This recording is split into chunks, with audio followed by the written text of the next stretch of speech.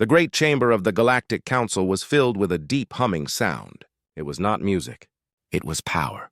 The walls were made of glowing crystal, each surface reflecting a different world, a different empire. Hundreds of alien species sat in rows that curved upward like waves, all watching one small circle in the middle of the chamber. In that circle stood a man, a human. His name was Ryan Hale, the ambassador of Earth. He looked calm, even though the eyes of the galaxy were on him. His suit was simple compared to the rich robes and glowing armor of the alien representatives. But somehow, he looked stronger. His steady gaze met the faces of creatures that had ruled space for thousands of years. The Speaker of the Council, a tall, crystalline being from the Therix Dominion, rose from its floating chair. Its voice was sharp and metallic. Species designation, human. You stand accused of spreading disorder across the galactic network. You have expanded without permission. You have interfered with neutral zones. You have insulted the honor of the Council. What does Earth say in its defense? Ryan looked up. Around him, floating banners of alien language showed the words Earth, primitive, and uncivilized. He could see their sneers. He could feel their judgment. But he did not bow. Earth says, Ryan began slowly, his voice calm but clear, that we didn't start this fight. You told us to stay silent. You told us to kneel. We refused. And now, because you can't control us, you call us a danger. A wave of whispers moved through the chamber. Some aliens hissed. Others laughed. The speaker's crystal body glowed red. Silence! You are not here to insult the Council. Ryan smiled slightly. I'm not insulting you. I'm just saying what everyone else is thinking. The chamber grew colder. The speaker raised a glowing hand. By the authority of the Galactic Council, we declare war on Earth. Your world will be seized. Your people will serve the Order of the Stars. The hall was silent for a moment. Then Ryan tilted his head almost as if he hadn't heard it right. You're declaring war on us? He asked. Really? The speaker's voice was firm. Yes, you will be erased. Ryan looked at his aide, Dr. Kira Noland, who stood behind him. Her eyes were calm, though a faint smirk tugged at her lips. He turned back to the speaker. All right, Ryan said softly. You might want to ask the Mars fleet what happened last time someone tried that. There was laughter from the human delegation. Light, quiet laughter. The aliens didn't understand it. To them, laughter was strange, almost rude. But Ryan didn't stop. He leaned forward slightly, hands behind his back. You think we're weak because we're new here, he said. You think power means big ships and old names. But here's the thing about humans. We don't care how ancient you are. We care about results. The speaker's glow flickered. You dare mock us? Ryan shrugged. Not yet. But give us time. The hall erupted with noise. The council guards stepped forward. Kira placed her hand gently on Ryan's shoulder. Ambassador, she whispered. Maybe we should go before they vaporize you. Ryan smiled. Let them try. The council ended the session. The order of war was signed. As the human delegation left the chamber, hundreds of eyes followed them. Many thought they were walking to their extinction, but Ryan walked as if he had just won. Outside the chamber, the air was cold and thin. Alien banners floated above the massive plaza of the galactic capital. Ryan and Kira stepped onto their shuttle, a small silver craft surrounded by towering alien warships. Inside, Kira turned to him. They're serious, Ryan. They'll send everything they've got. I know, he said, buckling in. That's why we'll give them something they've never faced before. Kira frowned. You mean new weapons? Ryan shook his head. No, new ideas. The shuttle engines came alive. The stars stretched as they left orbit. From the window, the council's world faded behind them, a jewel of arrogance and order. On the way back to Earth, Kira looked over the transmission data. They've already blocked our diplomatic channels. They're sending fleet orders through secure relays. Let them, Ryan replied. They think war is just about ships and soldiers. They don't understand the human way of fighting. She looked curious. And what is the human way? Ryan grinned. We make them look stupid, she blinked. You mean propaganda? Worse, Ryan said. Comedy. Back on Earth, the news spread fast. The Galactic Council had declared war. The planet that had only joined the interstellar community a decade ago was now the enemy of 1,000 species. Governments panicked. People feared invasion. But the strange thing was, humans didn't break. They joked. They laughed. Memes flooded the interplanetary net. Pictures of angry alien leaders were turned into cartoons. Videos mocked the council speeches. Someone edited a clip of the speaker's "You will be erased" speech into a dance remix. Within days, the entire galaxy had seen it. The aliens were confused. The council ordered the removal of all human media, but it was too late. Every attempt to delete the jokes made them spread faster. The galactic networks were full of laughter. The council called emergency meetings. Alien generals shouted about psychological contamination. Others warned that Earth was becoming an idea, not just a planet. Meanwhile, on Earth, Ryan and Kira met inside a hidden command room deep under the city of Geneva.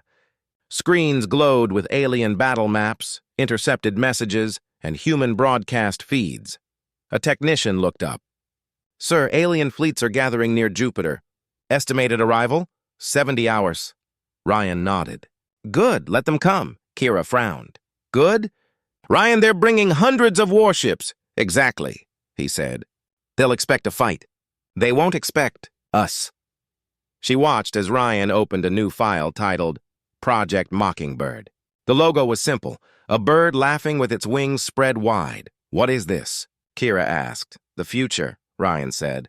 "If they want a war, we'll give them one, but not the kind they know." Kira read the outline on the screen. It wasn't a battle plan. It was a communication network, satellites, AIs, and drones designed to flood enemy channels with misinformation, humor, and confusion. "This will make them furious," she said. "Exactly," Ryan said. "The angrier they get, the worse they think. The worse they think, the more mistakes they make." She smiled slowly. "So we make them the punchline." Ryan's voice was calm. "They declared war on Earth.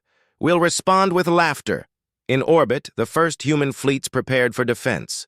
Old ships were upgraded with new AI systems. Civilian tech companies worked day and night to hack into alien networks. Even artists and comedians joined the cause, writing scripts that would be broadcast across the galaxy. At night, Ryan stood on the balcony of the command center, looking up at the stars.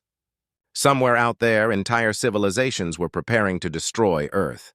But he wasn't afraid. Humans had faced extinction before. They had faced wars, disasters, and tyrants every time they survived. Every time they found a way to laugh. The sound of the city below carried faint echoes of music, people joking even as the world prepared for battle. Ryan smiled. "They have fleets," he whispered, "but we have stories." The first alien fleet appeared near Jupiter 3 days later. Thousands of ships in perfect formation, shimmering like a wall of light. Their commander broadcast the Council's decree. "This is your final warning. Surrender Earth or face destruction." The human reply came seconds later. It was not what they expected. A single drone floated near their ships, flashing bright words across its hull. The message read, "You're early. The invasion party's not until Tuesday." Then the drone played a short clip, a laugh track. The aliens didn't understand. They fired on it, and it exploded. But behind them, new signals appeared, dozens, then hundreds. Each one carried another joke, another taunt, another laugh. On Earth, Ryan watched from mission control. "They fired on the decoys," a technician reported. Ryan nodded. "Good, now Phase 2, the alien commander shouted orders. But before he could respond, every screen on his ship flashed with a new image. A human comedian in a suit saying, "Welcome to the war. Try not to look too serious." The alien crews roared in anger, and somewhere in the dark between the stars, humanity laughed. The alien fleet surrounded Jupiter like a wall of metal and light. Their ships were massive, each one glowing with strange energy. They expected human resistance, but the space around them was quiet. No ships, no weapons, no army. Just empty space and the silent pull of gravity. The alien commander, a tall creature covered in armor of dark glass, stood at the center of his control room. "Scan again," he ordered. There must be something out there. His crew followed his command. Scanners moved, lights blinked, and strange sounds echoed across the room. Nothing, Commander, one of them said. No defense fleet. No weapon signals. The commander's eyes glowed a faint red. Then they are cowards, he hissed. Prepare to fire on the planet's moons. We will send a message to their leaders. Before he could give the order, a strange signal appeared on the main screen. It was a human transmission. The picture was shaky, but it showed a smiling man sitting at a desk. He wore a suit and tie. Behind him was a banner that read, "Welcome, invaders." "Hello there," the man said cheerfully. "If you're seeing this, congratulations. You've reached the solar system's most sarcastic defense network. Please hold while we transfer your call to someone who cares." The crew froze. The commander's eyes narrowed. "Cut that feed!" But the video kept playing. The man leaned closer to the camera. "By the way, you're early. The invasion party isn't until Tuesday." The screen went black. Then another message appeared, written in bright white letters. "Good luck." "You'll need it." The alien commander slammed his hand against the console. "Destroy it!" Weapons fired, lighting up space. The target exploded instantly, but when the smoke cleared, it was only a small satellite, no larger than a car. The fleet had just wasted an entire barrage on a decoy. On Earth, in the underground command center, Ryan Hale watched the whole thing unfold. Around him, the team cheered. Kira smiled at the screen. "They took the bait," Ryan nodded. "Good. Now make sure the next message is ready." The second signal reached the aliens before they could reorganize. This time it was music, a simple human song, light and playful, filling every ship at once. The alien crews shouted in confusion. They tried to shut it off, but every system that blocked the music lost control of their targeting sensors. The fleets drifted off formation. Back in the control room, the commander growled. "How are they doing this?" A nervous officer replied, "It's spreading through our network. The humans are inside our communication grid." The commander's red eyes dimmed. "Find their source and erase it." But the source was nowhere. Thousands of kilometers away, hidden behind the shadow of one of Jupiter's moons, small human drones floated silently. They transmitted jokes, songs, and false battle data. To the aliens, it looked like chaos. To humans, it was a dance. Ryan stood beside Kira, watching the map of light dots on the screen. Each dot was a drone. Each drone carried not bombs, but laughter. "They don't get it," Kira said softly. Ryan smiled. "That's the point. Confusion is stronger than fear. Fear fades, but confusion grows." The alien fleet commander finally made a choice. "Send a message to the Galactic Council," he said. "Tell them the humans are using psychological weapons. They are spreading madness." When the message reached the council, the response came fast. The speaker's crystal form glowed with anger. "Then crush them. Wipe their signal from every frequency. No one mocks the council." So the fleets fired again. Thousands of plasma bursts tore through the void, destroying every drone they could find. For a few hours, it seemed quiet. The aliens thought they had won.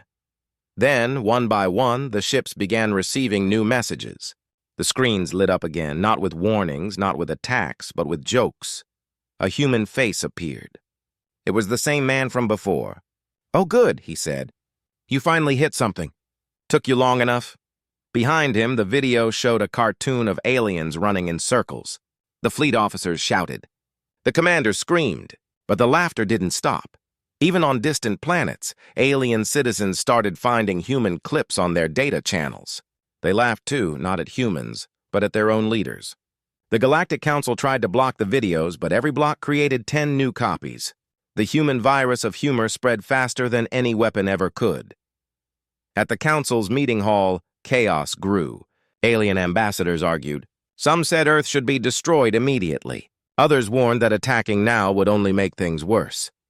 The speaker struck the platform with his crystal hand. "They are mocking us across the galaxy. Our citizens laugh at their words. We must end this," one alien general said. "But every attempt to silence them increases their power. Every ban makes their message stronger." The speaker glowed brighter. "Then burn their planet to ashes." Back on Earth, Ryan and Kira watched as alien communication lines filled with panic. Human comedy clips were now being played on planets that had never heard laughter before. Markets crashed, soldiers questioned orders, and even some alien officers began to smile when they shouldn't. Kira looked at the data feed. They call it a cultural virus. Ryan leaned back in his chair. Good, let it spread. Outside, the skies above Earth filled with light. Human ships, small but fast, moved into defensive positions. They were ready for real battle if it came to that, but Ryan hoped they would never need to fire a single shot. He stood near the main window, watching the stars. We're not fighting their armies, he said quietly. We're fighting their pride, Kira joined him. Do you think this will work? Ryan turned to her. They think war's about power. We think it's about perspective. If the galaxy starts laughing at them, they'll fall apart. In the following days, the war became strange. Every time an alien fleet entered human territory, they found empty space and another message waiting. Sometimes it was a hologram of a human child waving. Sometimes it was a video of someone holding a sign that said, "Turn around. Wrong galaxy." Some alien crews began to hesitate. Others refused to fight. And every hesitation made the council weaker. Ryan's plan had turned the war into a stage. Earth was no longer just a planet. It was a performance, and the galaxy was watching, but not everyone was laughing. In the council's war room, the speaker raged. "We will not be made fools of," he shouted. "Activate the suppression fleets. Jam every human signal. If they send one more message, we will destroy their moon." One of his aides hesitated. "Sir, with respect, the more we react, the more popular they become." The speaker's crystal body pulsed red. "Then we will make them fear us again." He ordered an immediate attack on Earth's outer colonies. Back in the human command center, Kira received the news. "They're moving fleets toward Mars and Titan," she said. Ryan nodded. "Then it's time for Phase 3, she looked uncertain. "Are you sure? It might push them too far." Ryan's face was calm. "It's time they see the truth." He sent out a new signal through the human network. Across the galaxy, every alien who tuned into human channels saw the same message. A calm image of Ryan Hale standing against a background of stars. "Galactic Council," he said. "You've declared war on us because we refuse to kneel. You think that means you can silence us. But here's what you don't understand. When humans laugh, we don't do it to be cruel. We do it to survive." The image spread faster than light. Billions watched it. His words were simple but powerful. "You can destroy our ships. You can destroy our cities. But you can't destroy an idea. You can't destroy laughter." For the first time, the galaxy listened to a human not with disgust, but with curiosity. Even those who had hated Earth felt something shift. Kira looked at Ryan after the broadcast ended. "You just told them our greatest weapon." Ryan smiled softly. "No, I reminded them we're human." Far away, in the council's grand chamber, the speaker's light dimmed with rage. "Erase Earth from every map," he said. "No mercy." Ryan received that transmission a few minutes later. He looked at the words, then at Kira. "They just gave us exactly what we wanted." She frowned. "What's that?" "A reason," he said quietly, "for everyone else to laugh at them too." Outside, the stars flickered as alien ships advanced. Humanity stood ready, not with fear, but with quiet confidence. The war of weapons was about to begin, but the war of minds had already been won, and through all the tension, one sound carried across every frequency in the galaxy, the faint echo of human laughter. The Galactic Council was falling apart. What had once been the strongest alliance in the universe was now cracking under pressure, and it all began with laughter. Across the galaxy, videos, jokes, and strange human messages spread faster than any virus ever known. Whole worlds were laughing at the Council's speeches, at their rules, and at their pride. No one had ever challenged them this way before. In the middle of the chaos, Ryan Hale sat in Earth's command center, surrounded by glowing screens showing the latest transmissions. Every hour, new reports came in. Alien colonies rebelling, fleets refusing to fight, soldiers sharing human jokes among themselves. Ryan leaned back in his chair and smiled. Dr. Kira Noland entered the room carrying a datapad. "Ryan," she said quietly, "it's working. The Council's communication network is collapsing. Half their military divisions have lost discipline." Ryan looked at the display. "They thought they could rule through fear," he said. "But fear breaks when people start laughing." She handed him the pad. We also picked up something strange. Some alien ambassadors want to meet privately. They're asking if Earth would accept them as allies. He raised an eyebrow. Already? Kira nodded. They say their own people are losing faith in the Council. Some are calling this the War of Minds. Ryan stood and looked out through the tall glass wall that faced the night sky. The stars shimmered like distant fires. Let's make sure the right ideas win, he said. Set up a secure meeting. Meanwhile, on the other side of the galaxy, the council chamber was in chaos. The speaker's crystal body glowed in pulses of red and white. Around him, alien representatives shouted at each other in 100 different languages. "You promised us control," one shouted. "Now our people mock us in the streets. They send us human songs," another cried. "Our soldiers are watching their comedy broadcasts instead of following orders." The speaker struck the podium, sending out a sharp sound that silenced the room. "Enough, we are the Council. We are the Order of the Stars. We will not be made into clowns." An old alien general stepped forward, his voice deep and rough. "Then stop acting like one," he said. "Every time we answer their words with violence, we prove them right." The speaker glared. "You dare speak against the Council?" "I speak for survival," the general replied. "This war isn't about ships anymore. It's about control of thought, and we are losing." The speaker turned away. "Then we erase them. Every world that dares laugh with them will burn." Back on Earth, Kira joined Ryan in the conference room. A large holographic table flickered to life, showing the faces of 3 alien leaders. They looked nervous, constantly glancing over their shoulders. One spoke first. "Human ambassador, we have seen what your words do. Our people are changing. The Council wants us to fight you, but we no longer wish to serve them." Ryan leaned forward. "Why the change of heart?" The alien hesitated. "Because your people fight differently. You do not conquer. You inspire. You make even your enemies question themselves." Kira watched carefully. "If you side with us, you know the Council will call it betrayal." The alien nodded slowly. "We already betrayed ourselves long ago.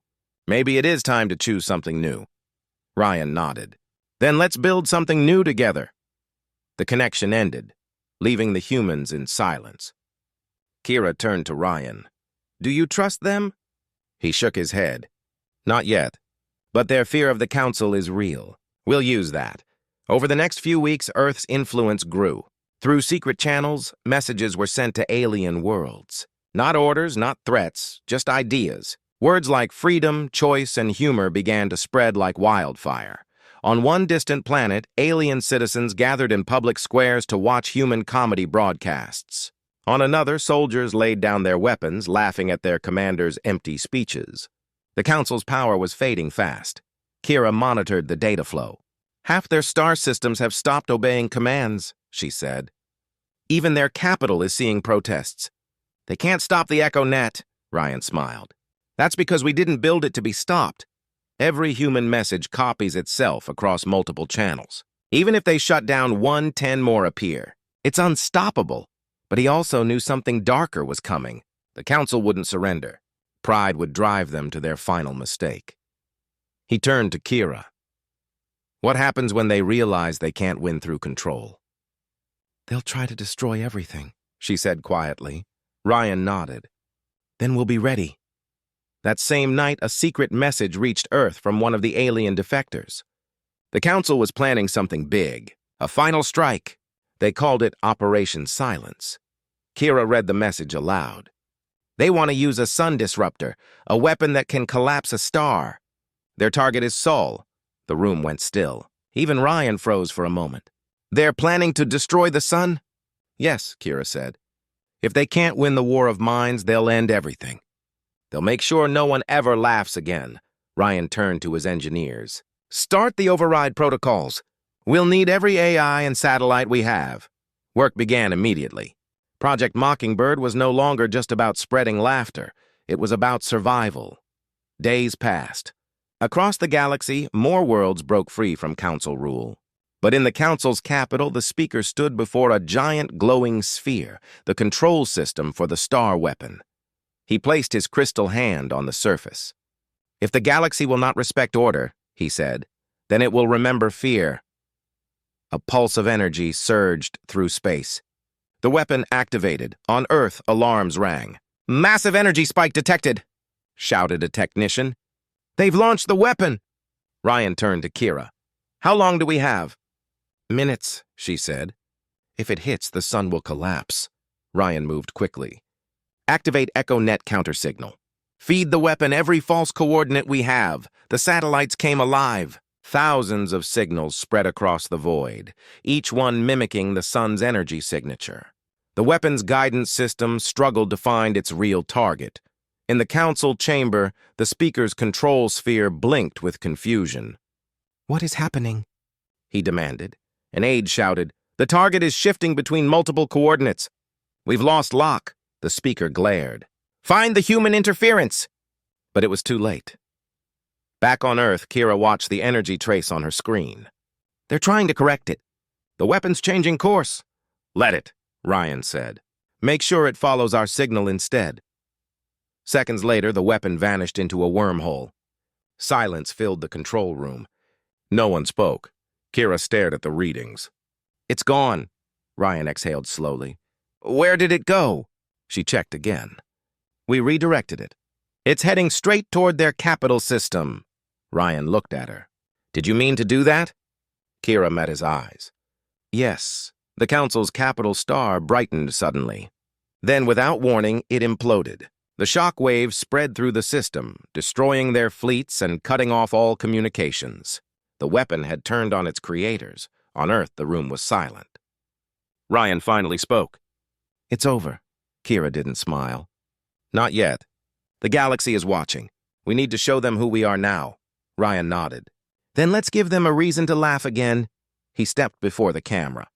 The broadcast went live across the Echo Net, reaching every planet, every ship, every mind that could listen. "People of the galaxy," he said, "this war was never about control. It was about pride. The Council believed fear would rule forever, but laughter broke their chains. It always does." He paused, looking straight into the camera. "Remember this. Power fades, but laughter spreads. And no empire can silence a joke once it's told." When he ended the transmission, the stars seemed quieter. The War of Minds had reached its turning point. The Galactic Council was gone, but their shadow still lingered. New powers would rise and new challenges would come. But for now, humanity had done the impossible. They had faced the galaxy's greatest power, and won not through violence, but through wit. As Ryan left the control room, he looked up at the night sky. Somewhere distant worlds were laughing, and he smiled to himself. "They thought laughter was weakness," he murmured, "but it was the strongest weapon we had." The stars shone brighter that night, as if the universe itself was smiling back. The chamber was no longer quiet. Voices of hundreds of alien delegates filled the Galactic Council Hall. Some shouted for war, some for peace, and some for reason. The humans had done the unthinkable. They mocked the Council after their declaration of war. It had been 2 weeks since that broadcast spread across the galaxy, and in that time, Earth had become a word that caused confusion and fear in equal measure. Nobody could tell if the humans were brave or foolish, but one thing was clear. They were not afraid. Inside the chamber, the air was thick with tension. The great circular hall shimmered with lights from dozens of worlds. Holographic banners of the Council floated above the assembly, while the towering speaker of the Council, a six-eyed being named Halric, called for silence. He was calm, but the edges of his voice trembled as he spoke. "Order!" he demanded, his many eyes scanning the restless crowd. "We must not act without reason. The humans are unpredictable, yes, but rash action may bring consequences beyond what we imagine." From across the hall, an alien general with scaled skin and glowing armor slammed his clawed fist on the desk. "Consequences? They insulted the Council! They mock our authority! If we allow this, every world will think they can laugh at us." A low growl of agreement spread through the delegates. Others nodded, whispering their anger. On the far side of the room, however, a small group of diplomats remained silent. Among them sat Lyrian, an old alien historian who had studied human transmissions for years. He leaned toward the general and said quietly, "Perhaps that is what they want." The general turned, confused. "What do you mean?" Think, Lyrian said softly. Every race we've met has shown fear when confronted. But humans? They respond with jokes, laughter, and mockery. They show no fear. That is not weakness, it's control. They control how we see them. The general glared but did not answer. The thought unsettled him. Meanwhile, millions of light years away, Earth's Defense Council met inside a massive underground facility beneath Geneva. Large screens showed real-time updates of alien movements near the Sol border. The alien fleet was enormous, over 1,000 warships forming what the Council called the First Arm. Yet Earth was calm. Commander Reed stood at the center of the room, staring at the projections. His hands were behind his back, and his eyes followed every small shift of the alien fleet. They're waiting, he said, trying to scare us before moving in. Beside him, Dr. Mira Lowell, Earth's top strategist, adjusted her glasses. They think they're intimidating us, but they don't realize we've been preparing since first contact. Reed nodded slowly. And our signal? Is it ready? Mira smiled faintly. It's already being broadcast across the galactic network. Every major relay point will pick it up. Reed turned toward her, raising an eyebrow. You really think this will work? It's not about working, she said. It's about making them question themselves. That's what humans do best. On the Council's central screen, the transmission began to play. Every alien delegate paused. The humans had sent another message, this time, a video. It showed a group of humans sitting around a table with mugs in hand, wearing strange, colorful shirts. They were laughing. One of them said, "So the Council declares war, huh? Do they think we'll fight with sticks?" The others laughed harder. Another voice added, "Maybe they should send a warning letter next time." Oh, wait, they already did. "We used it to start a campfire." Laughter again. The video cut to another scene, a human ship orbiting Earth. Its captain looked straight at the camera and said, "To all our galactic neighbors, we don't start wars. But if you bring one to our home, bring a lunch. It's going to take a while." The council chamber erupted. Some shouted insults. Others demanded immediate retaliation. But among the noise, a few fell silent. Because hidden beneath the laughter and arrogance, there was a clear message. Humans were not only unafraid, they were confident. In the following days, the Council fleet began to move toward Earth's borders. Massive ships, glowing with energy, warped across the void. The first wave entered the Sol system cautiously, scanning every planet and moon. They expected resistance, but what they found was silence. No human ships approached. No warnings were sent. Only quiet signals floated across space, old Earth radio songs, laughter, and strange jokes. One alien captain grew irritated and fired a warning shot toward Mars' orbit. His sensors immediately went offline. A few seconds later, his ship's systems began to fail. The crew panicked. What happened? The captain shouted. A voice came over the communication system, calm, human, and almost amused. "You should probably stop pressing buttons you don't understand," it said. The alien ship drifted powerless for hours before its engines restarted. When they checked their data logs, they found a simple human message embedded inside. "Try again, and you'll find out what happens next." Back in the council chamber, panic was growing. Reports came in. Small alien fleets were losing contact near Earth. Some ships vanished completely. Others returned, their systems corrupted beyond repair. It wasn't war. It was humiliation. Halric called another emergency meeting. "What is happening?" he demanded. "How can a primitive planet do this?" Lyrian, the historian, stepped forward again. "They are not primitive. Their technology may seem simple, but their minds are not. They've studied us while we laughed at them. Every joke, every insult, they used it to learn how we think." The hall fell quiet. On Earth, the humans were ready. Massive defense satellites aligned in orbit. Experimental ships powered by new drive systems took position behind the moon. Commander Reed stood before a holographic map of the galaxy.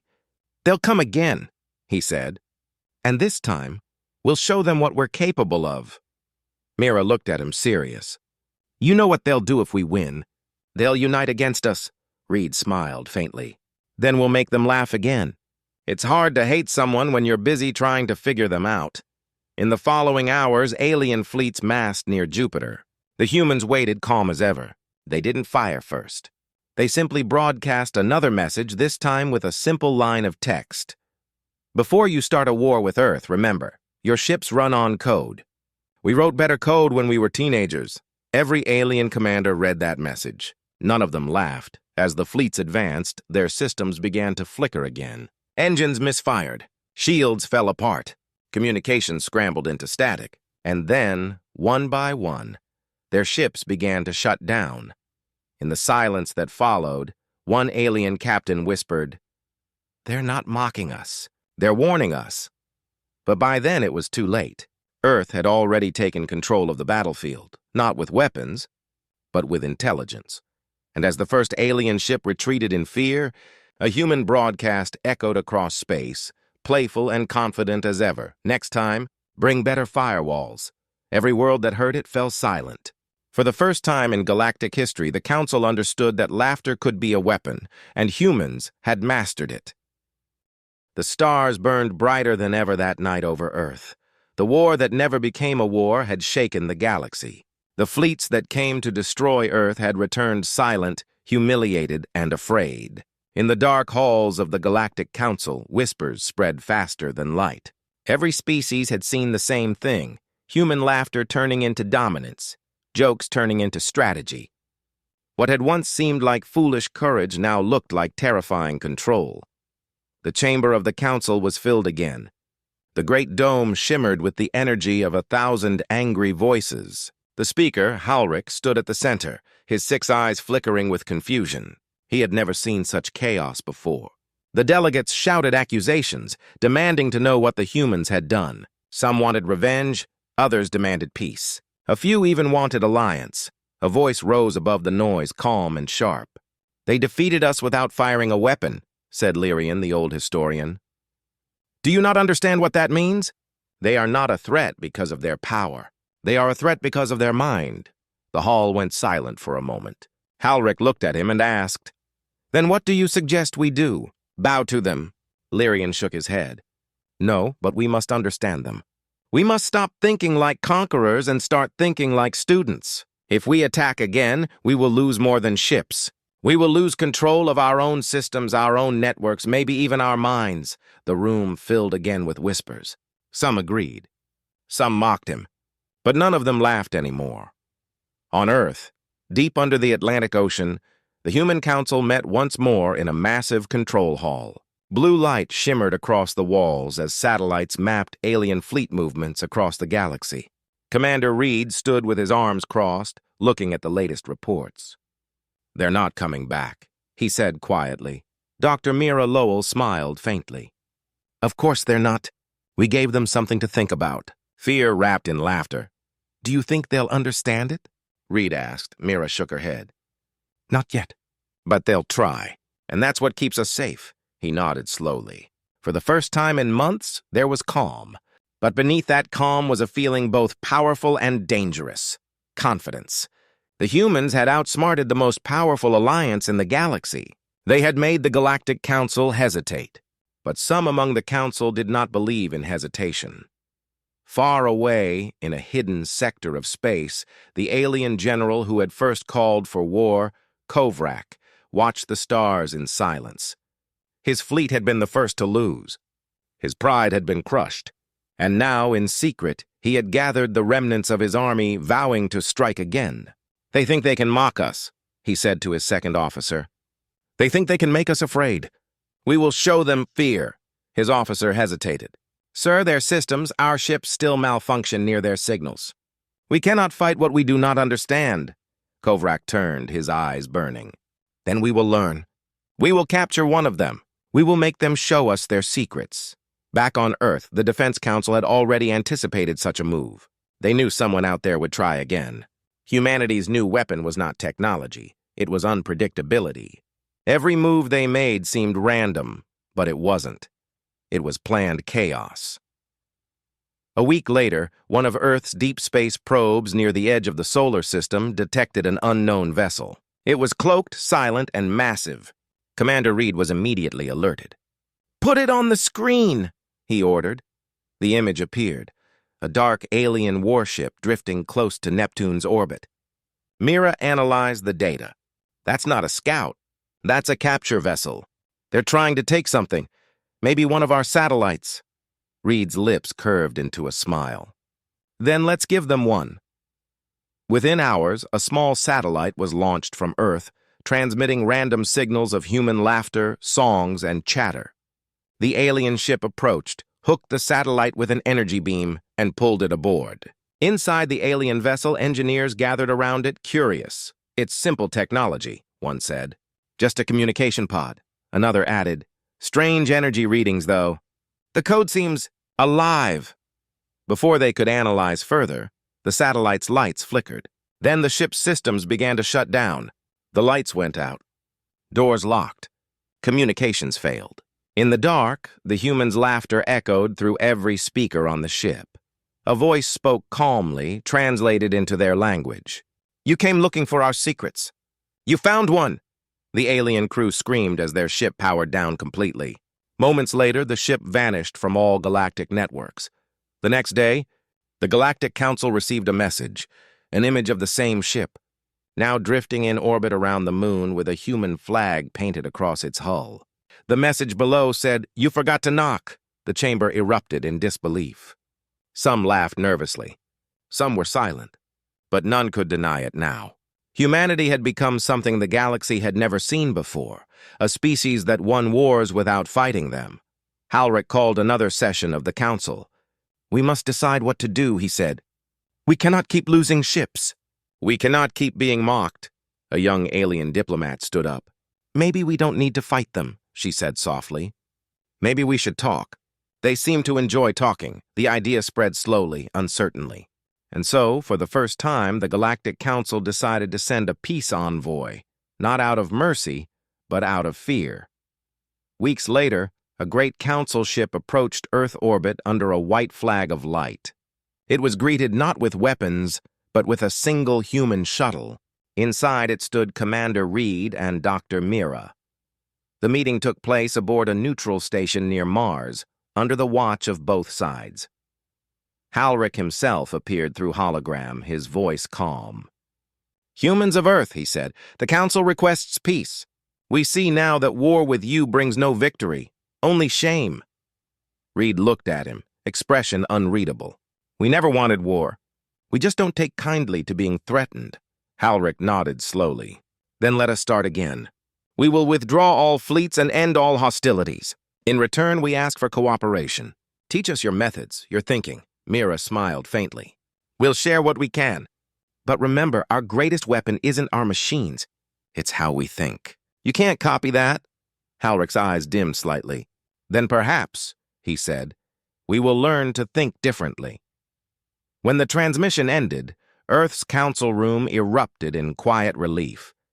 Humanity had not just survived, it had reshaped the galaxy.